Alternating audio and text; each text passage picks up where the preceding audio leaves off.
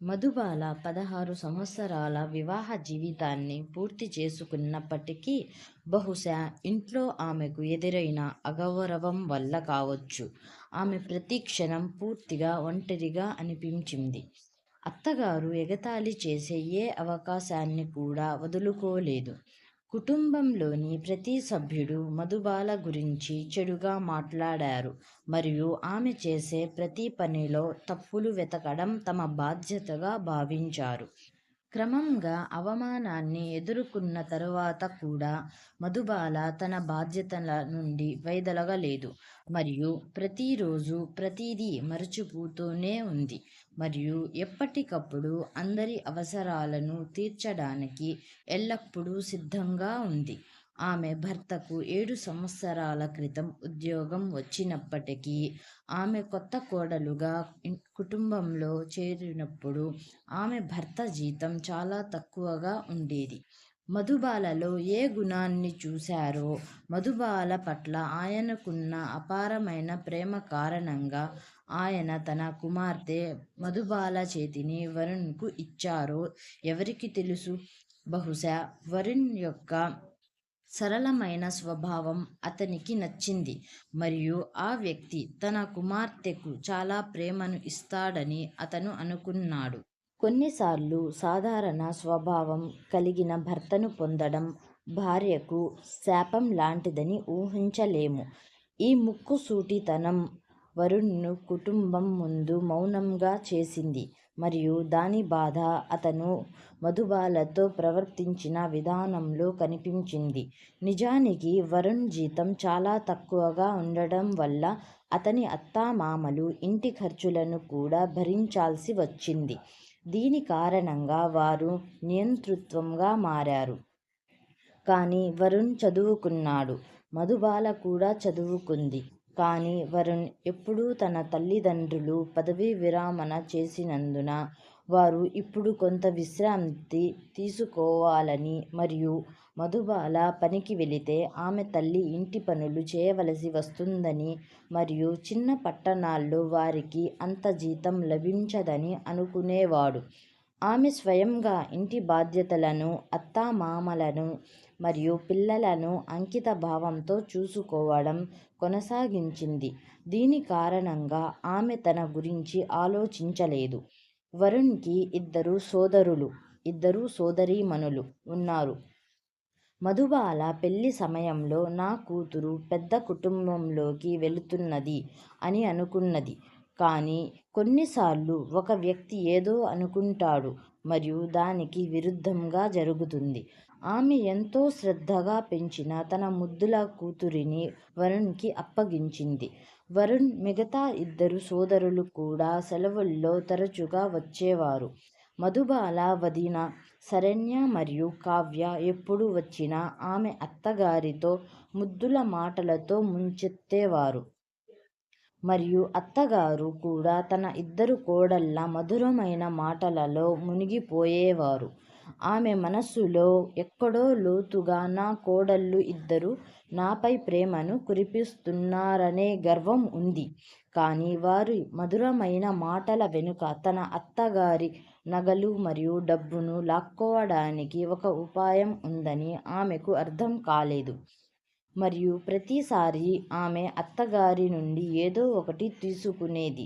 మధుబాల అత్తగారు తన కూతుళ్ళతో మాట్లాడినప్పుడల్లా ఆమె ఖచ్చితంగా శరణ్య మరియు కావ్య నన్ను చాలా ప్రేమిస్తారు అని చెప్పేది.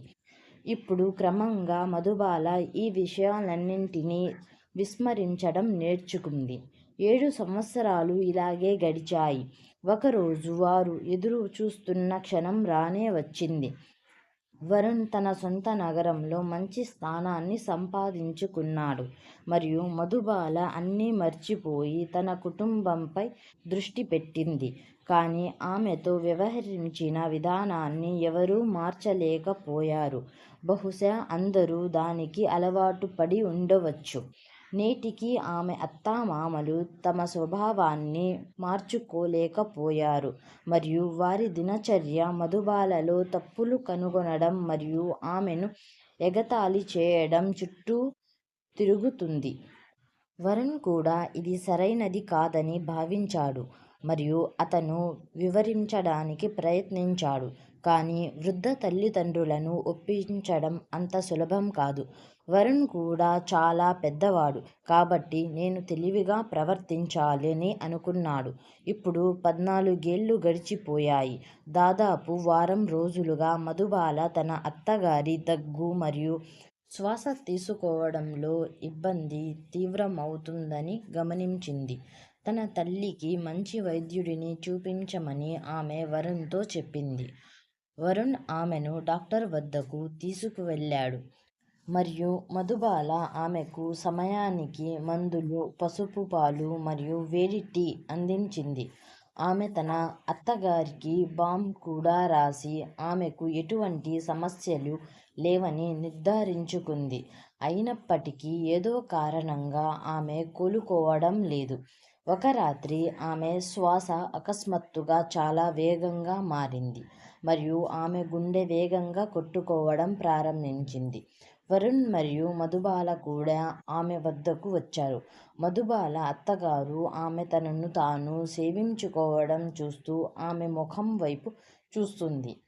నేను ఈ కోడలితో చాలా దారుణంగా ప్రవర్తించాను అని ఆమె బహుశా గ్రహించి ఉండవచ్చు. ఈ విచారం ఆమె ముఖంలో కనిపించింది.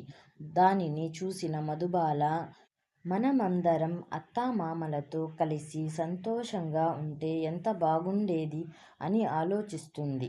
అమ్మ త్వరగా కోలుకోవాలి, అంతా బాగానే జరగాలి అని వరుణ్ కూడా ఆలోచిస్తున్నాడు. వరుణ్ తండ్రి కూడా ఆందోళన చెందాడు మరియు వరుణ్ తల్లి త్వరగా కోలుకుంటుందని ఆశిస్తున్నాడు.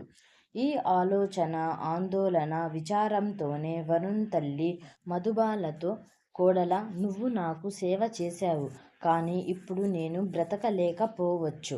కానీ ఇన్ని రోజులు నీతో సరిగ్గా మాట్లాడలేదని నాకు బాధగా ఉంది అని చెప్పింది. సమయం ముగిసిందని అత్తగారు అర్థం చేసుకున్నారు మరియు చింతించారు. వెళ్ళవలసి ఉంటుంది. మధుబాల ఆమెకు సేవ చేయనందుకు బాధపడలేదు. ఒకే ఒక్క బాధ ఏమిటంటే ఆమెకు ఒక కుటుంబంలోని సంతోషకరమైన వాతావరణాన్ని పొందలేకపోయింది. జీవితంలో చివరి క్షణం ఎప్పుడు వస్తుందో ఎవరికి తెలుసు. దానిలో చింతించాల్సిన పని ఏమీ ఉండకూడదు. అదే జీవిత పరమార్థం. అందరూ ఒకరోజు వెళ్ళిపోవలసిందే మరియు ఎందుకు పశ్చాత్తాపంతో వెళ్ళాలి? ఈ ఒక్క జీవితాన్ని సంతోషంగా, మంచి ప్రవర్తనతో గడపలేమా? జీవితాంతం సంతోషంగా ఉండాలా లేక వ్యంగ్యంతో దానిని తీవ్రతరం చేయాలా అనేది ఆలోచించాల్సిన విషయం. ఈ సానుకూల ఆలోచనలన్నీ మధుబాల అత్తగారైన దేవికని ఏదో ఒక విధంగా ఇబ్బంది పెట్టాయి మరియు ఒక ప్రశ్న మరియు విచారంతో ఆమె చివరి గమ్యస్థానం వైపు నడవడం ప్రారంభించింది. ఈ కథ మీకు నచ్చిందని ఆశిస్తున్నాను. ఇలాంటి మరెన్నో కథల కోసం మా ఛానల్ క్లిక్ కథని సబ్స్క్రైబ్ చేసుకోండి. ఈ కథ నచ్చినట్లయితే లైక్ చేయండి. నాకు సపోర్ట్ చేయడానికి మా ఛానల్ని సబ్స్క్రైబ్ చేసుకోండి. Thank you for watching.